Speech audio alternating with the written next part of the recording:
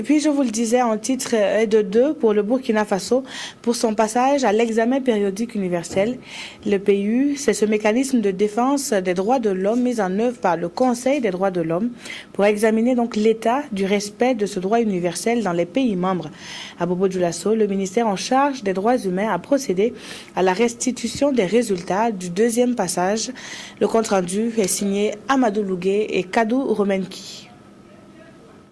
Le Burkina Faso s'est prêté en avril dernier pour la deuxième fois à l'examen périodique universel EPU. Un mécanisme qui permet d'apprécier comment les différents États s'acquittent de leurs obligations et de leurs engagements en matière de droits humains. Ce matin, dans la région des Hauts-Bassins, ici à Bobo Dioulasso, le groupe de travail de l'EPU présente les résultats de cet examen au public. La grande majorité des recommandations qui ont été formulées ont été acceptées. Il y a quelques recommandations que nous avons essayé de mettre en réserve ou tout simplement refuser pour l'instant, tenant compte d'un certain nombre de réalités que nous avons déjà à gérer sur le plan local avant de prendre une décision définitive.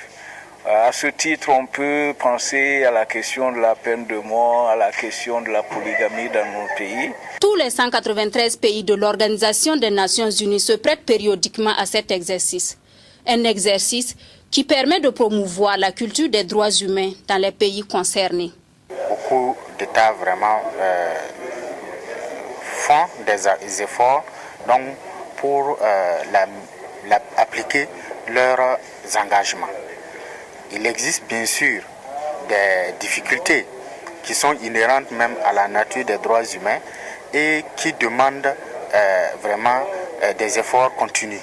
On a fini par savoir que c'est le socle même de la paix et de la sécurité dans un pays.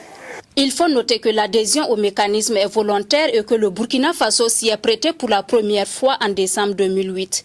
Pour porter à la connaissance du public burkinabé les résultats du deuxième passage, d'autres ateliers sont prévus pour se dérouler dans plusieurs régions du pays.